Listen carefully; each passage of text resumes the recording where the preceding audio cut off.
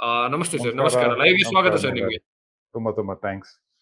ತುಂಬಾ ಸರ್, ಈಗ ಧನ್ಯವಾದಗಳು. ಫಸ್ಟ್ ನಂಗೆ ಕ್ಯೂರಿಯಸ್ ಆಗಿರೋದಂತಂದ್ರೆ ನಿಮ್ಗೆ ಗೊತ್ತಿದೆ. ಈಗ ಟೆರೆಸ್ ಗಾರ್ಡನ್ ಎಲ್ರು ಮಾಡ್ತಾರೆ. ಟೆರೆಸ್ ಗಾರ್ಡನ್ ಮಾಡೋದು ಸಾಕಷ್ಟು ಜನಕ್ಕೆ ಗೊತ್ತಿದೆ. ನೀವು ಟೆರೆಸ್ ಹೌದು. ಗಾರ್ಡನ್ ಅಲ್ಲಿ ಒಂದು ಹೆಜ್ಜೆ ಮುಂದೋಗಿದ್ದೀರಾ. ಸೊ ಅದ್ರ ಬಗ್ಗೆ ಎಕ್ಸ್‌ಪ್ಲೇನ್ ಮಾಡಿ. ಹೌದು, ನೀವು ಹೇಳ್ದಾಗೇನೆ ಇದು ಇಂಡಿಯಾದಲ್ಲೇ ಫಸ್ಟ್ ಟೈಮ್ ಈ ತರ ಒಂದು ಪ್ರಯೋಗ ಮಾಡಿರೋದು. ಖಂಡಿತ. ಸಿಟಿನಲ್ಲಿ ಮೇಯ್ನ್ ಆಗಿ ಏನಂತ ಹೇಳಿದ್ರೆ ತರಕಾರಿ ಏನು ಬೆಳಿಬೇಕು ಮನೆಯಲ್ಲಿ ಅಂದ್ರೆ ತುಂಬಾ ಒಂದು ಕಷ್ಟ ಇದೆ. ಅಂದ್ರೆ ಜಾಗ ಇಲ್ಲ ಹೌದು. ಮೊದಲನೇದಾಗಿ. ಎಷ್ಟೊಂದು ಜನಕ್ಕೆ ನಾಲೆಡ್ಜ್ ಇರೋದಿಲ್ಲ, ಎಷ್ಟೊಂದು ಜನಕ್ಕೆ ಟೈಮ್ ಇರೋದಿಲ್ಲ, ಕೆಲವರಿಗೆ ದುಡ್ಡು ಹಾಕಿದ್ರೆ ಬರುತ್ತೇನಪ್ಪ ಈಲ್ಡು ಅನ್ನೋದನ್ನು ಐಡಿಯಾ ಇರೋದಿಲ್ಲ. ಸೊ ಹಾಗಾಗಿ ಕರೆಕ್ಟ್. ನಾವೇನ್ ಮಾಡುತ್ತೆ ಹೇಳಿದ್ವಿ, ತುಂಬಾ ಒಂದು ಸಿಂಪಲ್ ಮಾಡೆಲ್ ಮಾಡಿದ್ವಿ. ನಾವೇನ್ ಹೇಳಿದ್ವಿ, ನಾವೇನೇ ಇನ್ವೆಸ್ಟ್ ಮಾಡ್ತೀವಿ, ನಾವೇ ಬಂದು ಮೇಂಟೈನ್ ಮಾಡ್ತೀವಿ. ಸೊ ನೀವು ತರಕಾರಿ ಕಟ್ ಮಾಡ್ಕೊಬೇಕು, ಮತ್ತೆ ದಿನನಿತ್ಯ ನೀರು ಹಾಕ್ಬೇಕು. ಸೊ ಅಷ್ಟು ಮಾಡಿದ್ರೆ ಸಾಕು, ನೀವು ಮಿಕ್ಕಿದ್ದೆಲ್ಲ ನಾವು ಮಾಡ್ತೀವಿ, ಬಟ್ ನಮಗೆ ಬಾಡಿಗೆ ಕೊಡ್ಬೇಕಷ್ಟೇ. ಸೊ ಅವ್ರಿಗೆ ಓಕೆ. ನಾವೇನು ಹೇಳಿದ್ವಿ, ಝೀರೋ ಇನ್ವೆಸ್ಟ್ಮೆಂಟು, ಝೀರೋ ಮೇಂಟೆನೆನ್ಸ್. ಅಂದ್ರೆ ಇನ್ವೆಸ್ಟ್ ಮಾಡೋದು ಬೇಕಾಗಿಲ್ಲ, ಮತ್ತೆ ತಾರಸಿ ತೋಟದ ಮೇಲೆ ಅವ್ರು ಕೆಲಸ ಮಾಡೋದು ಬೇಕಾಗಿಲ್ಲ. ಬರೀ ನೀರು ಹಾಕ್ಬೇಕು, ತರಕಾರಿ ಕಟ್ ಮಾಡ್ಬೇಕು, ಅಷ್ಟು ಸಿಂಪ್ಲಿಫೈ ಮಾಡಿದ್ವಿ. ಇದು ಫಸ್ಟ್ ಟೈಮ್ ಇಂಡಿಯಾದಲ್ಲಿ ಮಾಡಿದ್ದು ನಾವು. ಸೊ ಖಂಡಿತ. ಸಕ್ಸಸ್ಫುಲ್ ಆಗಿ ಓಡ್ತಾ ಇದೆ 5 ವರ್ಷದಿಂದ. ಓಹೋ. ಇದು ಸೊ ಮೊದಲನೇದಾಗಿ ಏನ್ ಮಾಡಿದೆ ಅಂತ ಹೇಳಿದ್ರೆ, ನಮ್ಗೆ ನೀವು ನೋಡಿರ್ಬೋದು ಈಗಿನ ಕಾಲದಲ್ಲಿ ಎಷ್ಟು ತರಕಾರಿ ಪೊಲ್ಯೂಷನ್ ಆಗಿದೆ ಅಂತ, ಎಷ್ಟು ರಾಸಾಯನಿಕ ಗೊಬ್ಬರ ಮತ್ತು ರಾಸಾಯನಿಕ ಕೀಟನಾಶಕ ಯೂಸ್ ಮಾಡಿ ಜನಗಳಿಗೆ ತುಂಬಾ ತೊಂದರೆ ಆಗ್ತಾ ಇದೆ. ಇದು ಏನು ಅವಾಯ್ಡ್ ಮಾಡೋಕ್ಕಾಗಲ್ಲ, ಯಾಕಂದ್ರೆ ಇಷ್ಟೊಂದು ಪಾಪ್ಯುಲೇಷನ್ ಬೆಳೆಯೋತ್ತಿಗೆ ತುಂಬಾ ಆಹಾರ ಬೇಕಾಗುತ್ತೆ. ಅವಾಗ ಇದೇ ರೀತಿಯಲ್ಲಿ ತರಕಾರಿ ಮತ್ತೆ ಆಹಾರಗಳನ್ನ ಬೆಳೆಸ್ತಾ ಇದ್ದಾರೆ. ಸೊ ಹಾಗಾಗಿ ಆ ಏನು ನಾವು ಬೆಳೀತಾ ಇರೋ ತರಕಾರಿ ಆರ್ಗ್ಯಾನಿಕ್, ತುಂಬಾ ರುಚಿಯಾಗಿರುತ್ತೆ, ಮತ್ತೆ ತುಂಬಾ ಹೆಲ್ತಿಯಾಗಿರುತ್ತೆ. So okay. ಇದನ್ನ ನಾವು ಸಿಟಿಗೆ ಮನೆಗಳಲ್ಲಿ ಮಾಡಿ ಮೇಲೆ ಬೆಳ್ಕೊಳ್ಳೋದಕ್ಕೆ ಅಂತ ನಾವು ಈ ಪ್ರಯೋಗ ಮಾಡಿದ್ವಿ.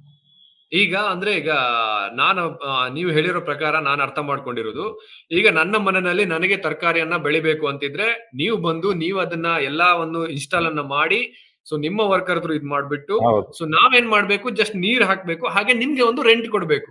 ಹಾಗೆ ಅಷ್ಟೇ. ತರಕಾರಿ ನಮ್ದು. ಹೌದು. ಹೌದು. ಹೌದು. ಓಹ್! Exactly, nice, nice. Exactly. So ಈಗ ನಾವೇನ್ ಮಾಡ್ತಾ ಏನಂತಂದ್ರೆ ಇದೀವಿ, ಅಂದ್ರೆ ನಮ್ಮ ಹತ್ರ ಒಂದು ಸ್ಟ್ಯಾಂಡರ್ಡ್ ಪ್ಯಾಕೇಜ್ ಇದೆ. ನಾವು ಓಕೆ. ಕರೆಕ್ಟಾಗಿ 12 ಟ್ರೇಗಳು ಕೊಡ್ತೀವಿ. ಅಂದ್ರೆ 2 ಅಡಿ 3 ಅಡಿ ಇರುತ್ತೆ, ಮತ್ತೆ 10 ಇಂಚ್ ಆಳ ಇರುತ್ತೆ. So 12 okay. ಅದು ಟ್ರೇ ಏನು ಪ್ಲಾಂಟರ್ ಬಾಕ್ಸ್ ಅಂತ ಅದನ್ನ ಕೊಡ್ತೀವಿ.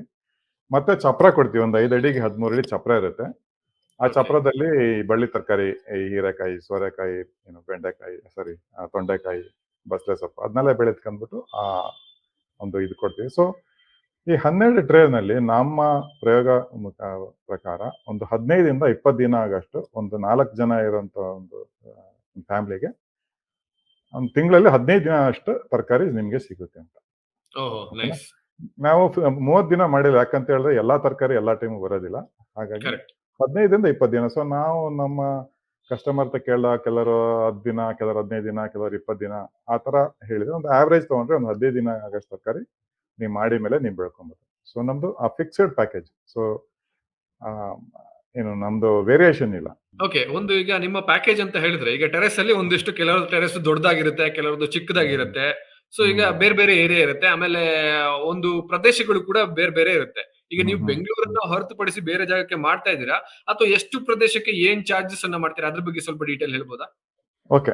ಇದು ನಾವು ಬರೀ ಬೆಂಗಳೂರು ಮಾತ್ರ ಮಾಡ್ತಾ ಇರೋದು. ನಾನು ಓಕೆ. ಮೊದಲನೇ ಹೇಳ್ದಂಗೆನೆ ಇದು ಸ್ಟ್ಯಾಂಡರ್ಡ್ ಪ್ಯಾಕೇಜ್. ಬರೀ 12 ಟ್ರೇ ಕೊಡ್ತಾ ಇದೀವಿ. ಓಕೆ. 15 ದಿನ ಆಗಷ್ಟು ತರಕಾರಿ ಮಾತ್ರ ನಾವು ಕೊಡ್ಬೇಕನ್ನೋ ಒಂದು ಯೋಚನೆ ಮಾಡಿರೋದು. ಬಟ್ ಕೆಲವರು ಇಲ್ಲ ನಮ್ಗೆ ಜಾಸ್ತಿ ಬೇಕು, ನಮ್ಗೆ 12 ಟ್ರೇ ಎಲ್ಲ ಜಾಸ್ತಿ ಕೊಡಿ ಅಂತಾನೆ ಹೇಳ್ತಾರೆ. ಬಟ್ ನಾವ್ ಹೇಳ್ತೀವಿ ಇನಿಷಿಯಲಿ 12 ಸ್ಟಾರ್ಟ್ ಮಾಡಿ, ನಿಮ್ ನೋಡ್ಕೊಳ್ಳಿ, ನಿಮ್ಗೆ ಇಷ್ಟ ಆದ್ರೆ ಕಂಟಿನ್ಯೂ ಮಾಡಿ ಅಂತ ಹೇಳ್ತೀವಿ. ನಾವು ಇಲ್ಲಿ ಒಂದು 250 ಸ್ಕ್ವೇರ್ ಫೀಟ್, 250ಇಂದ 300 ಸ್ಕ್ವೇರ್ ಫೀಟ್ ಅಷ್ಟು ಜಾಗನ ಬಳಕೆ ಆಗುತ್ತೆ. ಅಂದ್ರೆ ನಿಮ್ಗೆ ಒಂದು 20 ಅಡಿಗೆ 10 ಅಡಿ ಆ ತರ, 20 ಅಡಿಗೆ 15 ಅಡಿ ಆ ತರ ಜಾಗ ಸಾಕಾಗುತ್ತೆ. ಸೊ ನಾವು ಬಂದ್ಬಿಟ್ಟು ಇನಿಷಿಯಲಿ ಟ್ರಾನ್ಸ್ಪೋರ್ಟೇಷನ್ ಮತ್ತೆ ಸೆಕ್ಯೂರಿಟಿ ಡೆಪಾಸಿಟ್ ಅದೆಲ್ಲ ಸೇರಿ 15,000 ತಗೊಳ್ತೀವಿ. ಅದ್ರಲ್ಲಿ 5,000 ರೀಫಂಡ್ ಮಾಡ್ತೀವಿ ಆಕ್ಚುಲಿ. ಮತ್ತೆ ಪ್ರತಿ ವಾರ ಹೋಗಿ ನಾವು ಮೇಂಟೆನೆನ್ಸ್ ಮಾಡ್ತೀವಿ. ಸೊ ಪ್ರತಿ ವಾರ ನಾವು ಹೋಗೋತ್ತಿಗೆ ಅದಕ್ಕೆ ಬೇಕಾಗಿರೋ ಗೊಬ್ಬರ, ಬೀಜ, ಆರ್ಗ್ಯಾನಿಕ್ ಪೆಸ್ಟಿಸೈಡ್ ಎಲ್ಲ ನಮ್ದೇ ಇರುತ್ತೆ. ಓಕೆನಾ? ಸೊ ಅದ್ರಲ್ಲಿ ನಮ್ದು 2 ತರ ಸರ್ವಿಸ್ ಇದೆ. ಒಂದು, ಪ್ರತಿ ವಾರ ಹೋದ್ರೆ ನಾವು ಅವರಿಗೆ 4,500 ಚಾರ್ಜ್ ಮಾಡ್ತಾ ಇದೀವಿ ಪ್ರತಿ ತಿಂಗಳಿಗೆ. ಓಕೆ. ಆಮೇಲೆ ಅಕಸ್ಮಾತ್ ವಾರ ಬಿಟ್ಟು ವಾರ ಹೋಗ್ತೀವಂತೆ ಅವ್ರು ಏನಾರು ಅದೊಂದು ಆಪ್ಷನ್ ಇದೆ. ಅದಕ್ಕೆ 3,500 ಚಾರ್ಜ್ ಮಾಡ್ತೀವಿ. ಸೊ ವಾರ ಬಿಟ್ಟು ವಾರ ಹೋಗೋದ್ರಲ್ಲಿ ಬೇಕಾಗಿರೋ ಗೊಬ್ಬರ, ಬೀಜ, ಆರ್ಗ್ಯಾನಿಕ್ ಪೆಸ್ಟ್ ಎಲ್ಲ ನಾವು ಕೊಡ್ತೀವಿ.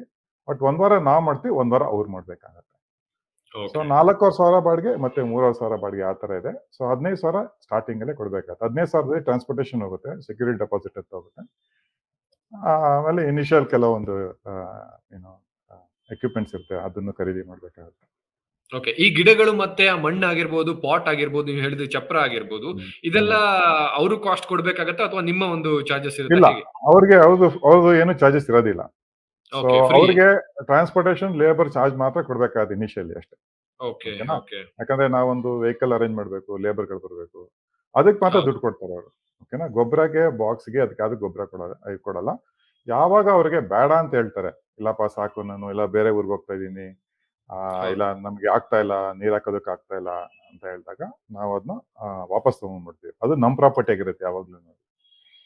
ಓಕೆ. ಕಸ್ಟಮರಿಗೆ ನಾವು ಯಾವತ್ತು ಅವ್ರಿಗೆ ಕೊಡೋದಿಲ್ಲ ನಾವು. ಕಸ್ಟಮರೇ ಫುಲ್ ನಾವೇ ನೋಡ್ಕೊಂಡು ನಾವೇ ಎಲ್ಲ ಮಾಡ್ತೀವಿ ಅಂತ ಹೇಳಿದ್ರೆ ನಾವು ಅದನ್ನ ಫುಲ್ ಸೇಲು ಮಾಡ್ತೀವಿ. ಅವಾಗ ಒಂದು ಓಕೆ. 50,000 ಚಾರ್ಜ್ ಮಾಡ್ತೀವಿ. ಈ ಓಹೋ! 12 ಟ್ರೇಗೆ, ಚಪ್ರಗೆ, ವಾಟರ್ಗೆ, ಕ್ಯಾನ್ಗೆ, ಮತ್ತೆ ಗೊಬ್ಬರದ್ದು ಡ್ರಮ್ಸ್ಗಳಿರುತ್ತೆ, ಅದಕ್ಕೆಲ್ಲ ಸೇರಿ 50,000 ಚಾರ್ಜ್ ಮಾಡ್ತೀವಿ. ಸೊ ಒನ್ ಟೈಮ್ ನಾವು ಟ್ರೈನಿಂಗ್ ಕೊಟ್ಟು ಆಮೇಲೆ ಅವರೇನೆ ಮುಂದೆ ಕಂಟಿನ್ಯೂ ಮಾಡ್ಬೋದು ಮೇಂಟೆನೆನ್ಸ್. ವಾವ್! ಅದು ಕೂಡ ಆಪ್ಷನ್ಸ್ ಇದೆ. ಅದು ಆಪ್ಷನ್ ಇದೆ.